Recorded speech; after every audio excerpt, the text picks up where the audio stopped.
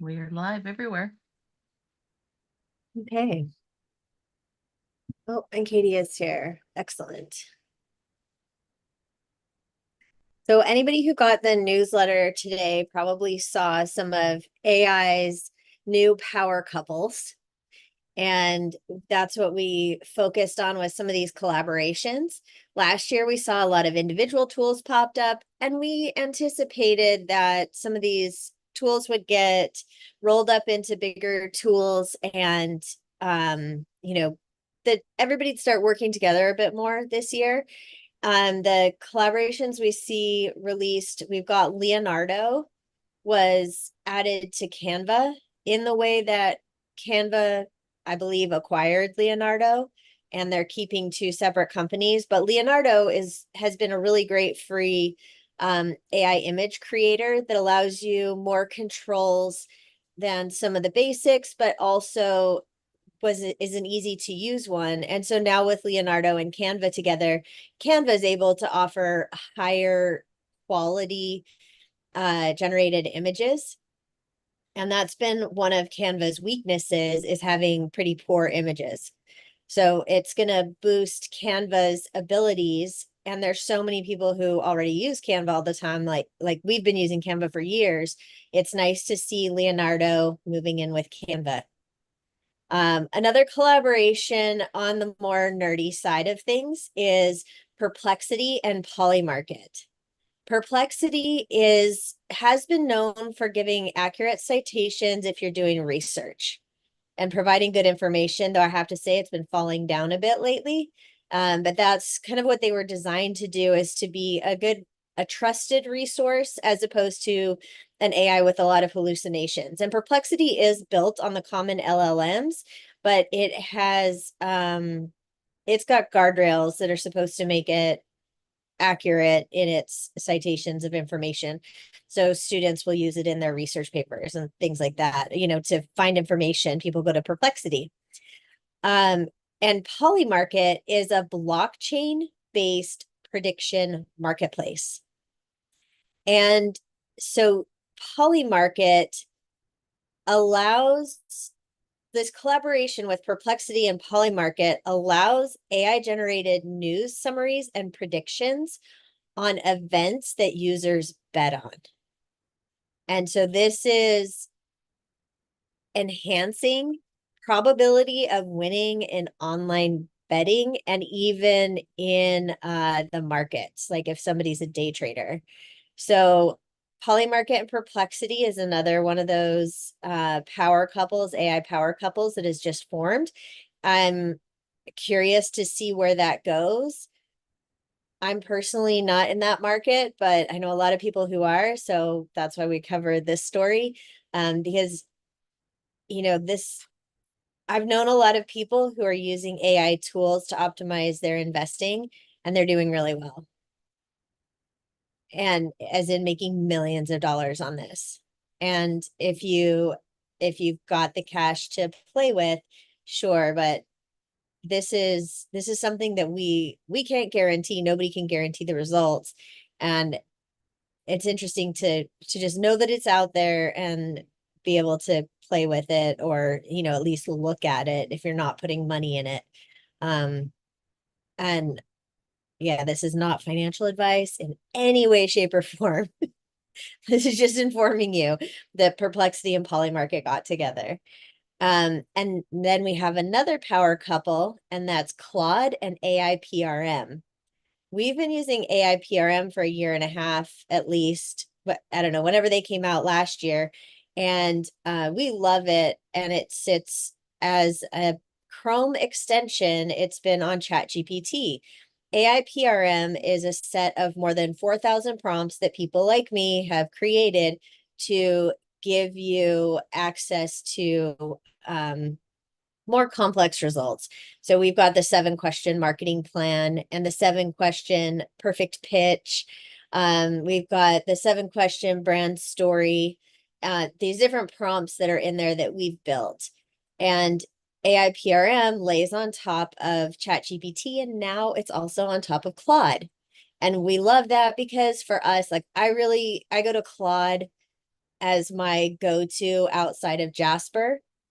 If I'm not getting the results I want, I go over to Claude, or sometimes we'll just have a conversation with Claude. I really like its outputs.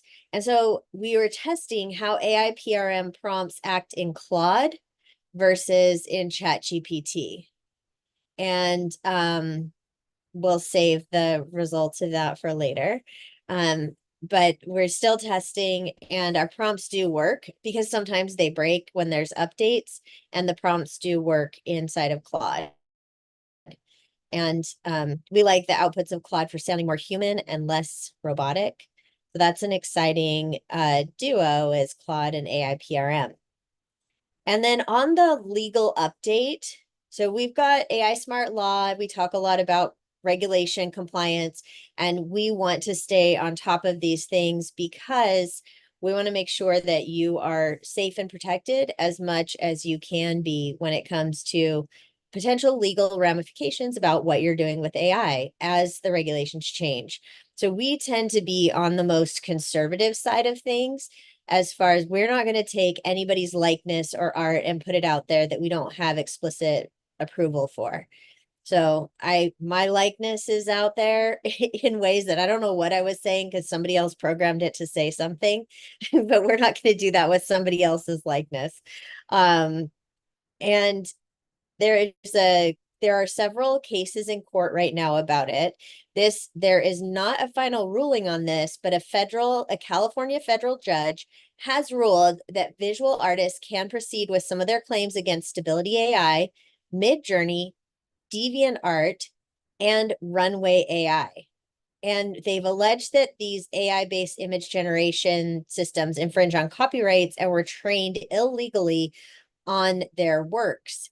And so now the AI companies are required to disclose what their models were trained on and how they were trained.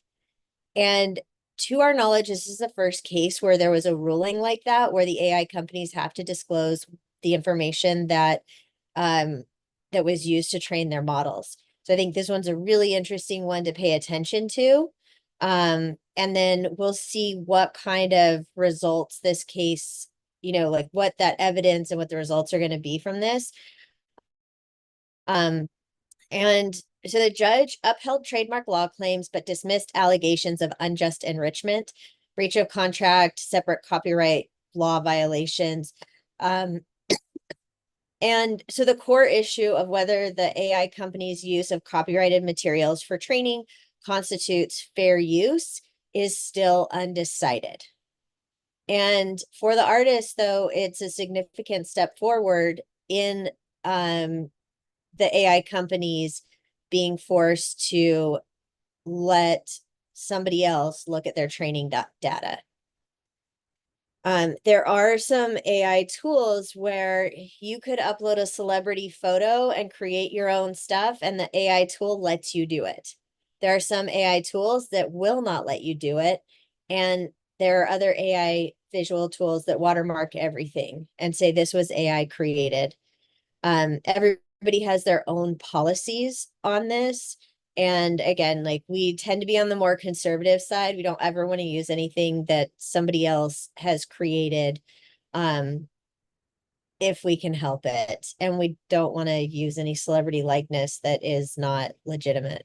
I don't know if you've seen the picture of Donald Trump going around with all the women in evening gowns. Yeah, I've seen that one. Yeah, where he appears to be closer to 6 feet tall, and he has these a bunch of Black women on either side of him that are in evening gowns looking beautiful, but you'll notice there's like 6 fingers and 4 fingers on the women. Yeah, and he looks a little more fit than he does in real life. But that's some of the stuff that has a lot of these companies like Runway not releasing their full capabilities to the public, because especially during this really contentious election cycle, if people are using these AI tools to put out false information, false images, which we know is just going to happen anyways, but with Runway, you could do videos that are very, very realistic, and they're only allowing certain companies to use their tool that they know are not going to do anything to tamper with election. And it's interesting. I'm curious what's going to happen after elections, if they're going to open it up more, or if they're still going to be kind of conservative about it, because they don't want any more legal battles to face either, just because a user does something, even if they don't agree with it, but that their tool enables. So there's a lot that we're keeping an eye on right now, especially in this politically interesting time. Tools that we talk about in here, which everybody knows we love, is Jasper, Leonardo, Canva, and Perplexity.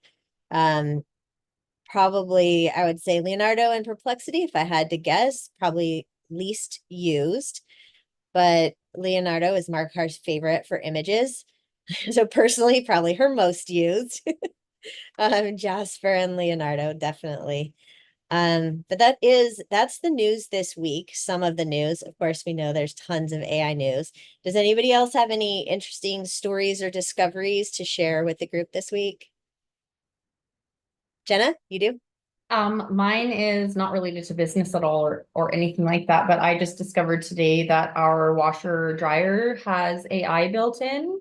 And apparently we bought one that can be a washer and a dryer in one. And I was going through the settings this morning going like, I'm doing bedding. It shouldn't take 4 hours. Like there's got to be something better.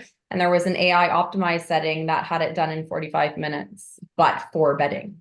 And I could control it all from my phone. So Oh, yeah, as it's going, it's saying like this load is AI optimized, and then it dings on my phone and like tells me the progress of it. And like same with our Dyson. Like Dyson, I've heard is doing where it's like they're utilizing AI potentially in new vacuums to look at the different particles in people's houses, depending on like, do you have a furnace or do you have a heat pump, or like what are those things that are getting picked up by a vacuum in a house in a specific climate. So just really interesting. I was cleaning my house today, hence the hat, but like that's all of these things are happening. And I'm like, oh, there's AI and there's AI. So yeah, very interesting, especially with the washer dryer, that LG has this AI optimized wash load. Mackenzie's curious about the machine. She's in the market for a new washer. So if you could put a link to it, Jenna, that'd be I'll awesome. have to I'll find exactly which one it is, but it's amazing. It's not cheap, but it's amazing. That's great. Yeah, I was gonna say, Jenna, I also have my hat on because I just got back from a walk. So yeah, I also got the new Dyson vacuum that does tell me that, and I've been playing around with it. So we are on the same exact wavelength. That's great. So what does the Dyson do? So you said that the Dyson, it can tell some of the things about your house, but what else? It gives you like an analysis of like what particles it's picking up because of like the different size. So it'll show you like you have more micro like dust versus like large dust, which would be like animal. And then it like suggests what of the heads you should use because you get like 6 vacuum heads based on like where you are in the house. And like as it's vacuuming, it'll like tell you which head it recommends for this space. That is so cool. I have a Roomba and it's got the video where it can tell what it's going to run into so that it doesn't run over poop, was the big complaint, right, from Roombas. Was because we've got the pet version. And if it told me some of those things, it would just be so cool. I don't know that it would change how I use it. And I could see if you had a vacuum or you're changing out attachments, it would, but that would definitely be helpful and cool. And that whole IoT, the Internet of Things, has been around for a long time, and it's fun to see that there's some AI stuff happening there. Oh, Jenna posted about the washing machine. Nicole, did you say not run over poop? Did I hear that? Doggy. Yeah, dog poop. That was a big issue with the previous versions of the Roomba, like the early versions, is it couldn't detect if there was poop and it would just run it over and, obviously make a mess. Hear it? Oh. Yeah. Okay. And so that was it was really big news when it came out that it wouldn't do that anymore. Yeah. And it's funny because sometimes the camera sees things that it sees as obstacles, but they're not really, and it's just a change in color of carpet or something like that. So it, like everything else, it needs training, you know. Yeah, Jenna. I'm curious on your thoughts with um, Amazon buying Roomba and the mapping of homes to sell products to people. Like, I mean, if for me, like, I understand as a business, like, hey, that's great. Like, we can tailor things, whatever. As a human, I'm like, okay, I don't have a Ring doorbell specifically because of the things that they do. I don't have, like, there are specific products that I won't buy because of their policies and their goals and sometimes their political affiliations. But with the like the Ring doorbell, like what's coming to your house? Who are the people coming to your house? What are they wearing? What are they driving? Like as much as like what type, like when are their tires needing to be replaced? Like let's sell them some tires on that vehicle that we see from the doorbell. So I'm just curious on your thoughts of Amazon taking over the world with AI, I guess, is my question. Yeah, I don't know. I don't have an Alexa in my home. I don't have a Google Home thing. I have no smart home. Oh, we have Ring and Roomba. We're doomed. Ned, you've got all the things. And my sister has all the things, and I don't. And not for any particular fear or anything, but where I live in our building, I'm in a condo building. I don't need a Ring doorbell thing. Um, there's an argument of convenience for people of, hey, you know how big my room is and you know that this sofa will fit or this rug will fit. That's awesome. So there's personalization and convenience, and personalization is a really big part of AI in retail, is just serving up what you personally would want because it knows you so well. And then there's the factor that no matter how convenient it is, it's really creepy. And it will cross the line for people. And so Amazon is notorious for doing these projects like Alexa that they then don't fund anymore. They defund and they spin off because of these sort of feelings that people get too. And Amazon could serve up music or movies that it thinks that you like. It can keep track of things like your prescriptions that you need to take. So there's certain things for different age demographics that are going to be more appealing too. And it is going to be so individual how people use it and how creepy people think it is, because no matter how cool the technology is, if it creeps people out, it's not a good strategy for them. And that is to be determined. Oh, Amazon prescription. Yeah.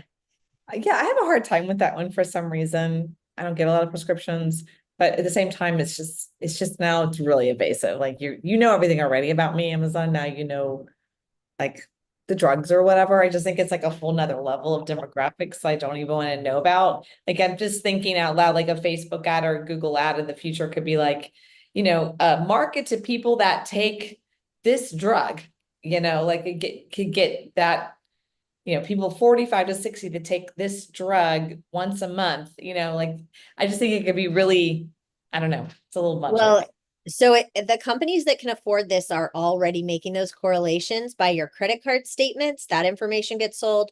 Your phone records, that information gets sold. And they might not know who you are. Probably they do. I Even know if you assign a female, random Asian, customer number, all of these companies are getting together and they're selling their data to each other so that they can sell more to you. And convenience. Okay, so it reminds me about a prescription. Well, my husband's dad needed those reminders. His were all on his Apple Watch, and sometimes he would give himself 3 doses because he thought he'd forgotten he didn't, or you know what I mean? Like, so there's certain people that it's really, really helpful for and can be life-saving. And then there's certain demographics where they wouldn't use it, don't want it, invasion of privacy. But if you think about how you age and the conveniences that you would want, you know, I mean, I forget to take stuff. I was actually talking to somebody about this yesterday. They set a reminder to take their vitamins and have like Alexa remind them to take their vitamins. And if Alexa knows you're a regular vitamin taker, then Amazon may serve up whatever your vitamins are on a regular basis when it thinks you're out of them too. Yeah. So convenience and creepiness, we are just going to be walking that fine line for a while, I think. Yeah. I mean, last week we talked about the bot that MIT is making where you can take your phone and map out your home and a little robot could go in and do chores around your house. Yeah. So AI really could do your laundry and dishes, and they're working on that. It's a little robot right now. It looks like a person one, but it's like, I don't know if it's even 2 feet tall. It's like a small one, but like open doors, close drawers, do really basic things at the moment. And eventually that Rosie, I mean, the thought of having a robot in here doing things kind of creeps me out thinking about it. Like I'm looking over at my kitchen and somebody might be doing my dishes or some robot might be doing my dishes. But if there was a robot that served our whole building and went in and did chores and all the things, talk about a full service living space or a robot on every floor to go do all the chores, it would be pretty cool. And we're not that far from all those things. Yeah. Heather, Jenna? Yeah, so I was the first one in line for Clear and the travel and airlines. I was like, I mean, literally like probably 2000, the first year it was out, a long time ago. So I think it was at that moment when I'm like, the government knows everything. They have my eyes, they have everything, so I'm kind of one of those early adopters. But what's interesting, I live in a condo building too that was just built less than a year ago. So there's little things that they're doing now that I just noticed, like there's a whole Amazon room, right? And there's a whole Amazon door, and there's a whole Amazon. There's all these things that buildings that were even done 5 or 6 years ago, they don't have. Like we literally have an Amazon structure and Amazon lockers, Amazon this, and it's on our phone, and we get all the things that, little things like that, where I think they're creating different kind of real estate. Like you said, I think if this building had like, oh, you can get Rosie for an hour a day, I'd be like, I'm in, right? So I think it's new things like that, even in condo living, things like that. So just wanted to add that. Yeah, and they started that in condo living there's a high-end one in Seattle that was the prime example of this back in the day. And this was, I want to say they were building it. It went on the market 2007-8 when the economy was just like crashed, and they had just built this big, beautiful building. So they allowed tons of events to be held there. So I went there quite a few times, and they'd give you a tour of the building. And it integrated your nutrition needs, your exercise. You could have food delivered to your door, and you could have a training plan in the gym. And the gym was gorgeous, and you could have a trainer or not, and all the machines would know your exercises that you needed to do. And they were working on it being a smart building to support the kind of people that would be living there. Which I still don't even see that in the new buildings here that they're doing that sort of, I mean, because there's the We cost. have like a Peloton, and then we have the mirror, one of the mirrors, the workout mirrors. So that's, I think it's not as advanced, but they have that now, and especially in these new buildings, because there's 4 buildings right now being built, and those are the kinds of things that they're already selling, that are the suits, super secret, cool stuff, not only location, but all the cool buzz things that you get inside of that. Yeah, in one of the buildings downtown, it's got the 10,000 square foot gym, and it has car share, like BMW car share for the building. Yeah, I think that the meals and somebody to come clean your place, that'll be next, or some robot to come clean your place. Jenna, did you have a comment or question? Well, kind of, yes. So we live in Salmon Arm, which is halfway between Calgary and Vancouver. And I went back to Langley, where we're originally from, kind of by Vancouver. And we were in Walmart, and there was one of their cleaning robots. And like, we're from a small town now, I don't see that. So we were there with my kids, and I was like, oh my God, like move out of the way. And my son's like, no, like it knows where to go. Like it was just so normal to him. And so there's just it's already happening. But then the other thing I was thinking is, you know, like, oh, there, you said, oh, these robots are fairly small. And it's like, I mean, there are days I would take anything. I don't care how big or small it is or what capabilities it can do one task. Great. Like, please do. So, I mean, just what a time to be alive with weekly, almost daily updates of things that are changing. My biggest concern has been and probably will remain to be just privacy and healthcare privacy. I think watching that unfold in the States is unfortunate. You know, it's a whole debate in itself, but when you talk about AI and prescriptions and that personal data that we're talking medical records, like HIPAA and things exist for a reason. So then how that plays into AI, I think will be really interesting. And how the world reacts to it, I think is really more what I'm interested in seeing. Yeah, and there's so much good that can come from that and also so much bad. And some of the good side is then they can do these genetic tests and match you up with the medicines that are the best to heal you. They've been doing that with cancer drugs for a long time, and it's gone leaps and bounds in just the last year on how accurate these treatments can be based on your genetics and family history and all of that. And AI can take this aggregate profile and make suggestions that are going to be so much more accurate than it ever was before. And there's also the fear that if this information is sort of public and a health insurance company, a life insurance company gets a hold of it, they'll deny you, they'll raise your rates. And so there's liability in where that information is available too. They totally get that part of it. I mean, luckily in Canada, they're not that together. They're not that sophisticated, but I have used AI. I put my genetic nutrition report in there to pull out, it's like 82 pages long. And I would pull out pieces of information. If I listen to this podcast, they're like, if you have this gene, and they describe the gene, I'm like, I don't remember if that's in the report. So I put the report into AI and asked for that section, and it gave me the page, but it also like gave the little synopsis of the section. So I could see if I had that gene or not. And like I have the high cholesterol gene and I have the arterial sclerosis gene. And when they're switched on, all of a sudden you have high cholesterol, and there are medicines that are better for that if you have the genes for it versus if it's just like lifestyle and diet. So, you know, it is empowering. And if an insurance provider, let's say I moved back to the States, an insurance provider had that information about me for some reason, then I could be denied life insurance, or I could have a high medical premium if they knew that I had that gene. Even though it does not mean premature death or earlier heart attack in any of the studies.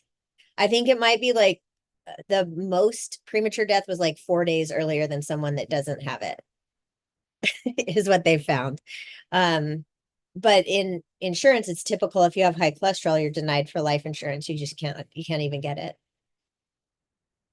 So that, and because I have that gene, I've been inquiring about it and looking into that topic a lot. So it touches so many areas of our lives, from laundry, to going to the doctor, and then the work side of things. We were having a conversation yesterday, and I wanted to continue this conversation, especially for Kate and Katie and Jenna on the call. But we were talking about AI note takers. And I know some of you have seen this before, but I wanted to show you Read.ai and why we choose Read over the other note takers. I'm going to share my screen and show you what, so I'll show you my reports overall. I can come in here. I get a daily read, which runs down the meetings that I have. And it just gives me the notes, but I have all of these different meetings, and they have scores. This score is a 77, and most of our scores are usually the 80s. We even have a 93, which is awesome. I've talked to other organizations where they're in the 60s and 70s, and I'll show you what the scores mean here. We've got read score okay. This was a meeting I attended and I didn't host, but the score is okay, engagement is poor, sentiment is good.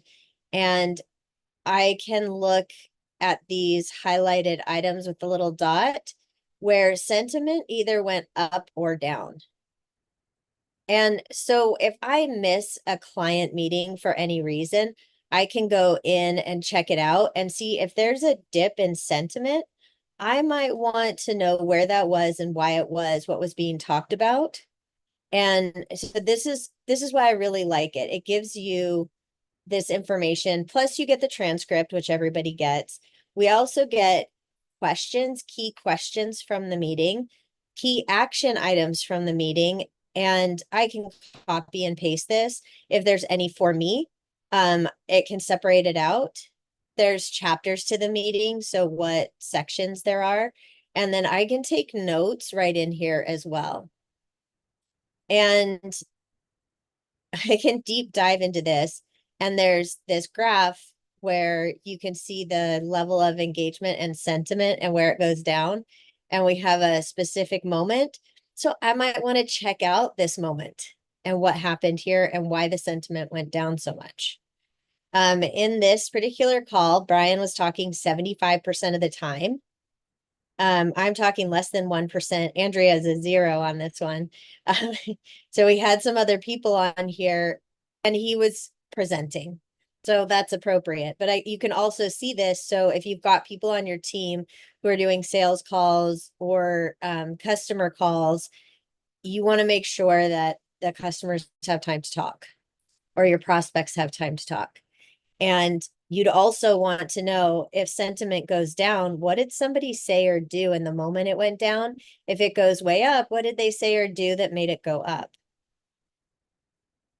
We also get participant scores.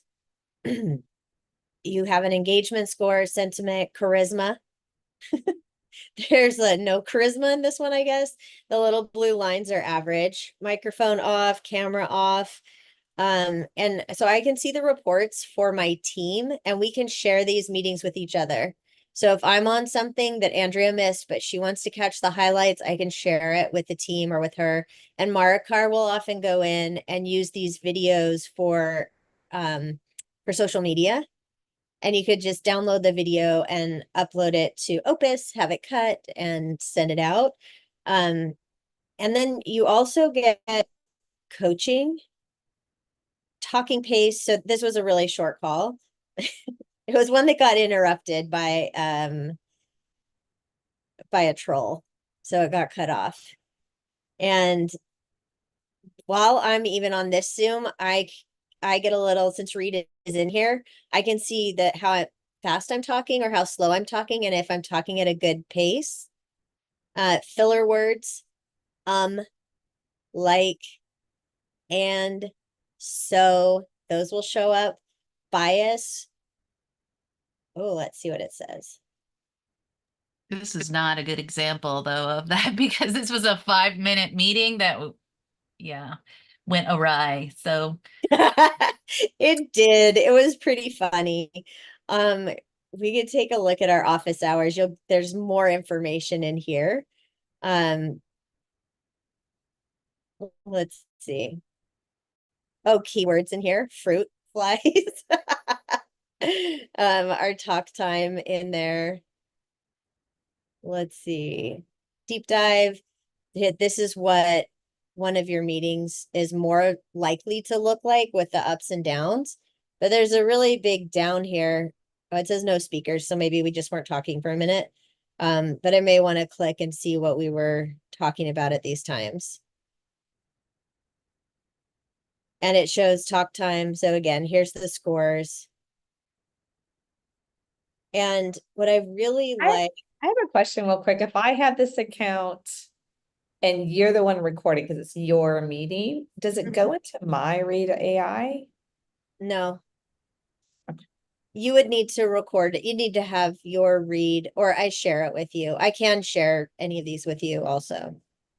Okay, so if it's your meeting, you record, and then I have a Read, I can make a request to share. How would that work? Yeah. Yep. You can do that over in the chat or just ask me. This, you can see the talking pace on here. Filler words, 51 instances. You can see what the filler words are. Yeah, one thing with that, Heather, you can set the settings that every meeting that uses AI just automatically sends it out to the people that attend it.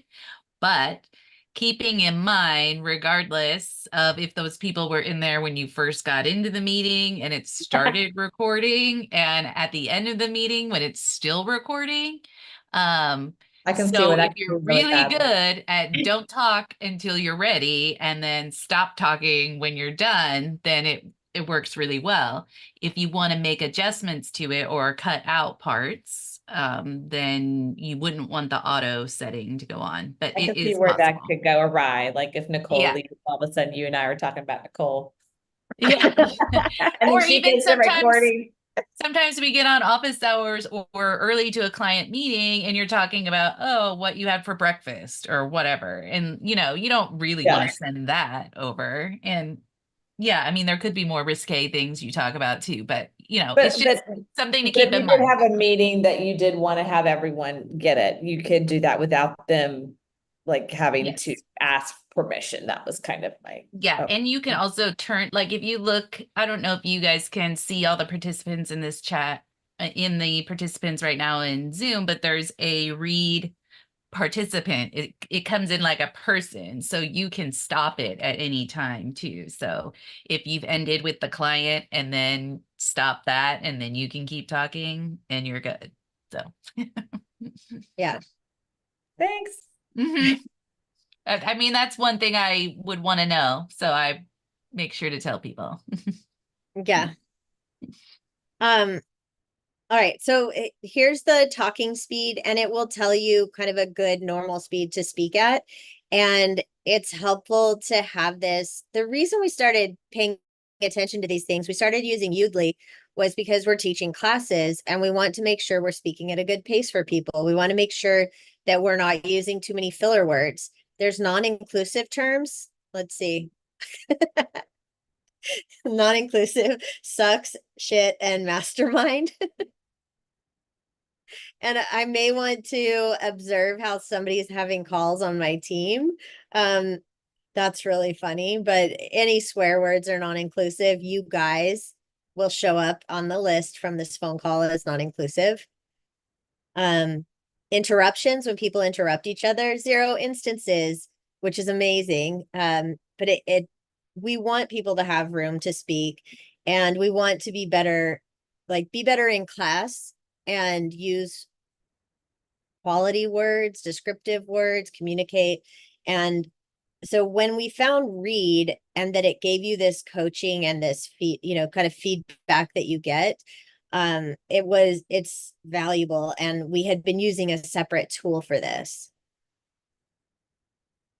And yeah, you'll get coaching on if you should have a faster talking pace or slower talking pace, depending on your audience.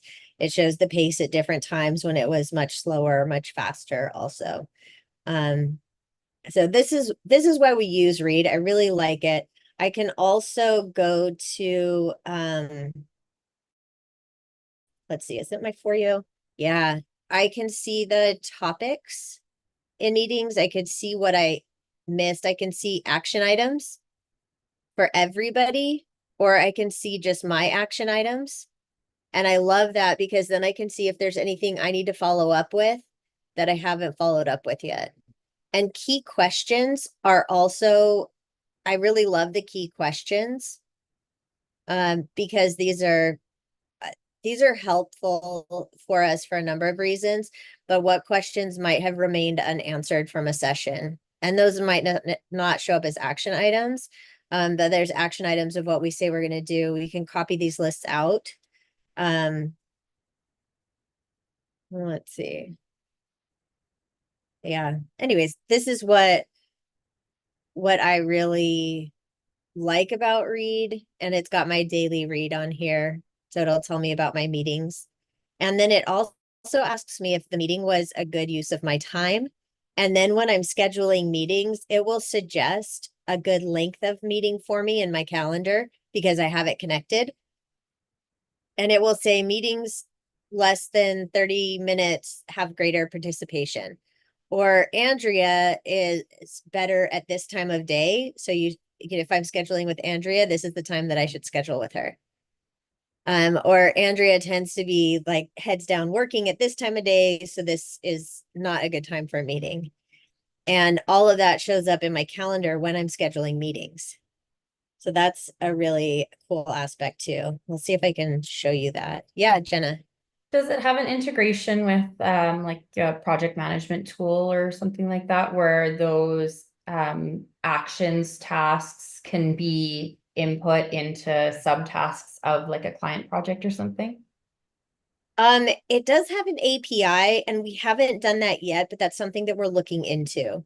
Okay. Into the OS that we're using, the operating system, because we want to pull out all the to-do items too, and just automatically feed. You can link to Slack. So if you have a channel, that you can do right away. You can do Gmail, Outlook, Teams, HubSpot, Salesforce. Let's see what else. There are, of course, like Nicole was saying, APIs. So you've got webhooks and Zapier too. So you definitely could configure it what would work best for your team.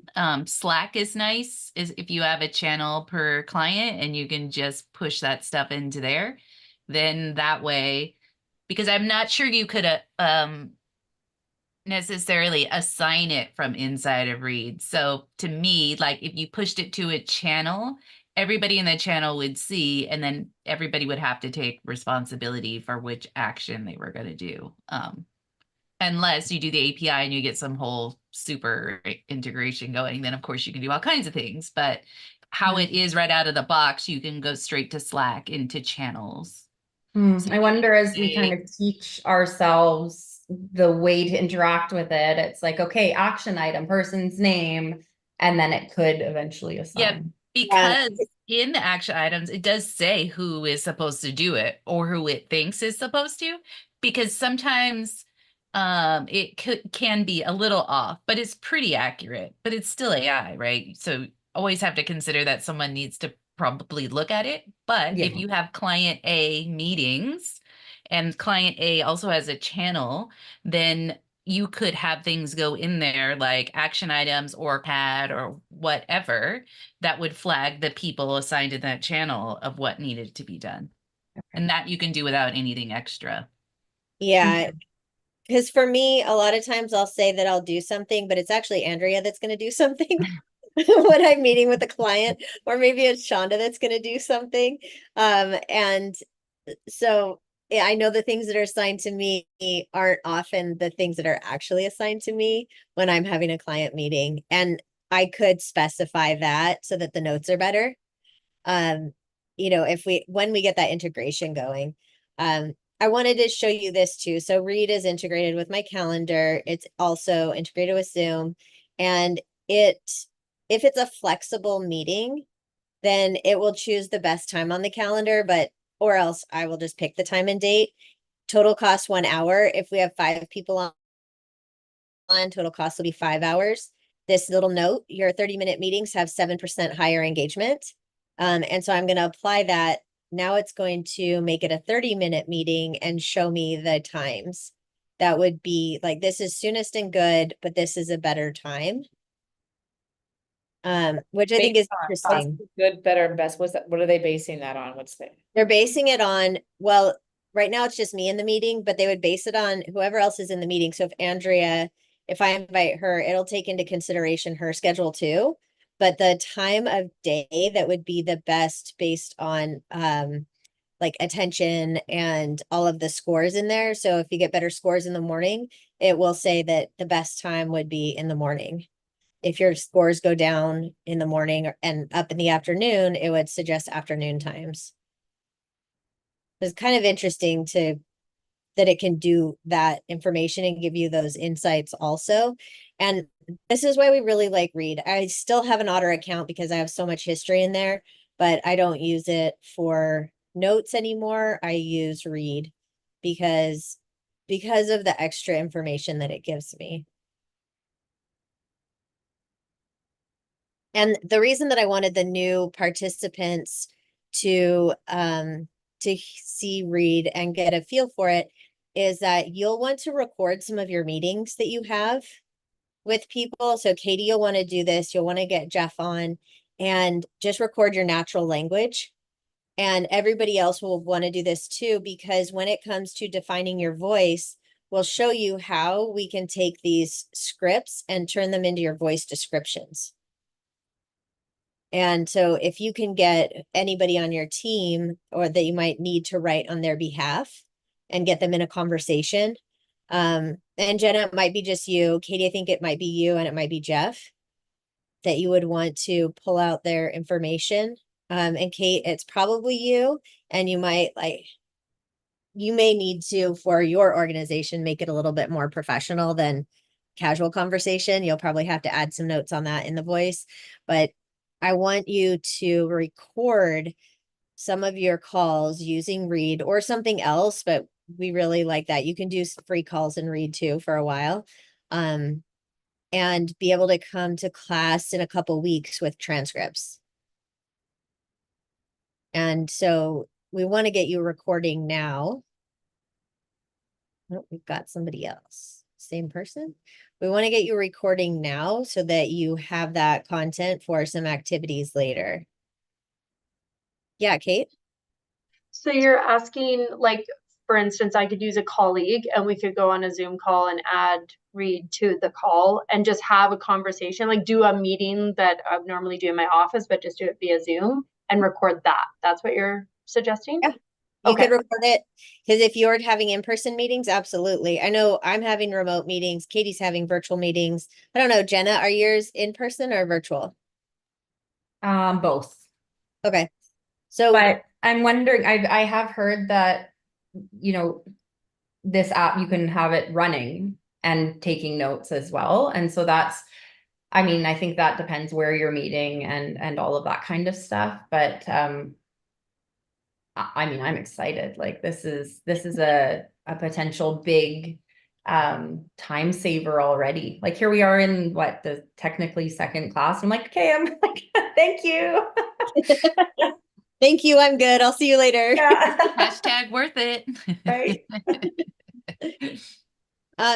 And Read right now does not have an app yet.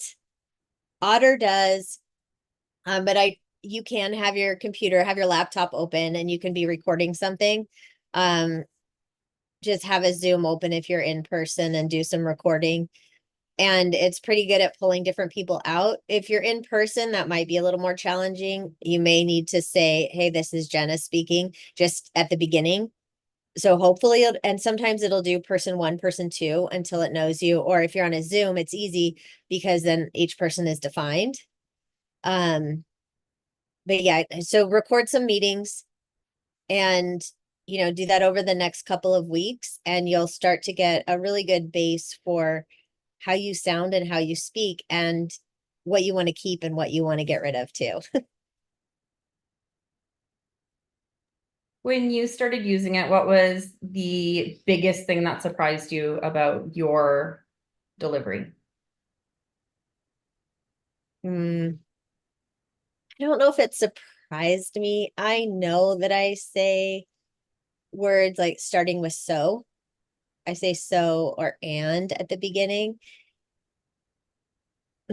It didn't necessarily surprise me. It did bring it up, and it made it glaringly apparent what I say. And sometimes, I guess the speed, it helped me to regulate a good cadence of speaking so that I wasn't speaking too fast, because I'm so eager to get the information across. Sometimes I would speak too fast. And so it helped to regulate the speed, I think was part of it too. Yeah. Andrea, what about you? I think for all of us, it just made us clean up our speaking, especially in meetings, to clients, it's also a really good reference for, oh, well, we talked about that at the last meeting. Oh, I don't remember ever talking about that. And then, here you go. Like, here's your transcript, So that can happen internally and externally. That's one right there. So you'll see that a lot in our Read reports. See, I said it again. And again, it's strange, right? When you start looking at it. We noticed narration of things we were doing. That was one of the big ones. How much we were talking before and after, and how it didn't fit into what the meeting was actually designed for. So it also made our meetings better and more to the point, and you could see how much time you're wasting and just keeping track more than anything. But it's funny to watch. Yeah, Marakar has to cut out, she cuts the beginning and end off of our classes because we'll get on a few minutes before and I'm sitting there, I narrate the whole thing of, I'm going to start Zoom, I'm going to do this, I'm going to do that, I'm going to start the live. And so Marakar always has to cut that off, and I try to be more quiet in the beginning and make it easier for her. And then also at the end too, I narrate all the stuff that I'm turning off and stopping recording and things like that. So it helped to clean up our process of how we do things for this in particular, like the mastermind and also class. It helped to show all of us that are teaching a class or helping with a class, the words that we're using that are inefficient and not effective, and to be more precise with our words. Yeah. It's embarrassing, honestly. Like, I feel like it's embarrassing when I see these things, when I see the stats. We just laugh about it though. Like, thank goodness we have a group where we can talk about where we mess up and how we're going to work on it. And up there it goes again, ha ha, I'm narrating, or ha ha, I'm saying a million times, It's about getting better. And this is the way to track so that you can track getting better. It's not about pointing out flaws. It's about, here are the areas where we could improve, and like actually seeing the improvement, which feels good when you're like, oh yeah, I have an 87 now instead of a 73 or whatever your score was. It becomes kind of a game. So that makes it fun too. Yeah, and we've used it with sales training also, and helping people be more animated and expressive and get a higher charisma score, because if you're boring and monotone on a sales call, you kind of lose people. And when you're on a Zoom, it takes more energy to occur as interesting and have those inflections up and down, and not to occur as monotone, because there's something about video that takes out expression. Yeah, Heather. So I teach this, I teach it in my podcast class. And what I say to people is you talk through the camera. So like if you and I were in person, if you're right here, I'm only going to speak as if you're right here, right? I'm not going to talk really loud if you're just right here. So that's what we naturally do because the computer is like right here. But with Zoom or any video, you have to actually talk past the camera. It's called talking. So almost you have to talk like they're over there, because that's the only way to move the energy through the camera. So like if you're in sales calls and things like that, it's going to sound loud. And it's unnatural because we assume if the person's sitting right in front of us, that's really loud. I don't want to upset them.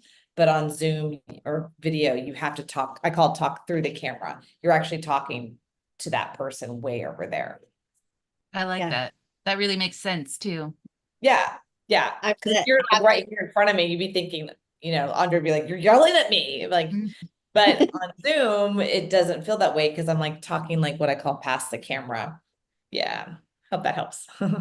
Yeah, and having Read as your objective observer, you can see the Read score and how you could improve it. So we had a conversation with somebody who I was observant on the sales call with him, and it was so monotone, so flat. And we talked about how to get that energy up and that how it occurs, how it comes across. And it's important for some roles. Some roles, when you're just having meetings with your team, it doesn't really matter as much. But when you're talking to your clients and having those meetings, you want to occur as expressive and have the emotional up and down, have different cadence, so that you keep the attention and you keep the conversation and they feel like you're interested. When you're monotone, you occur as bored and uninterested in the other person. And we don't want that. So we had a big conversation about it the other day because, and thanks to recordings, we're able to look at it objectively, and he could see, oh, this is really, I see this. I come across as this. Thank you so much for telling me. Because until you watch those videos, you just don't know. So it's helpful. It's helpful in a lot of levels, depending on what you're trying to get better at. But for public speaking, for sales, and then for us to define our voice and how we're going to speak digitally, it's really helpful to use casual conversation. Yeah, Heather. One more thing just to add this conversation. I was watching it was a news show, and they were kind of laughing within each other. They don't like to watch themselves on camera. These people like are on camera all the time. You know, if I name them, you're like, no.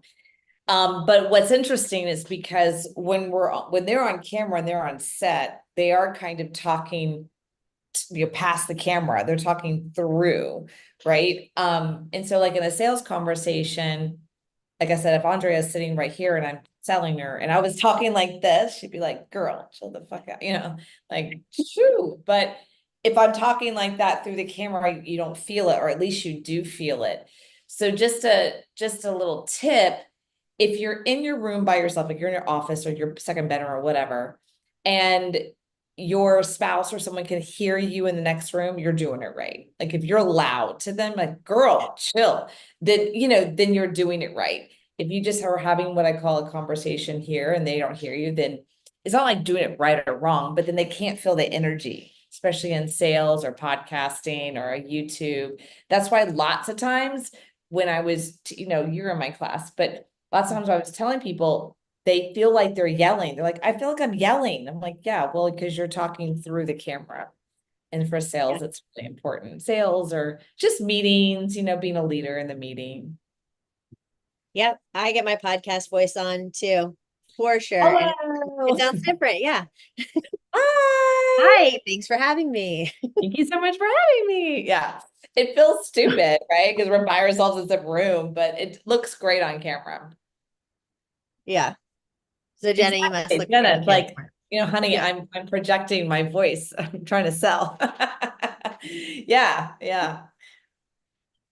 Awesome. Thanks, Heather. Thanks everybody for being here today. I really have to hop off in time. I've got, well, Carter's going to be on the next meeting with me too.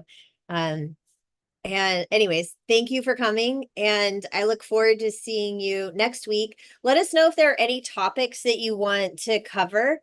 We do have some experts lined up that are going to be guests soon. With summertime, we've got vacations and a bunch of things that, logistically have been a bit challenging to get our usual guests on, but we do have some new guest presenters coming, and we will announce that in the email. Please do send us a message with any of the questions, any of the topics that you want to cover on a Wednesday.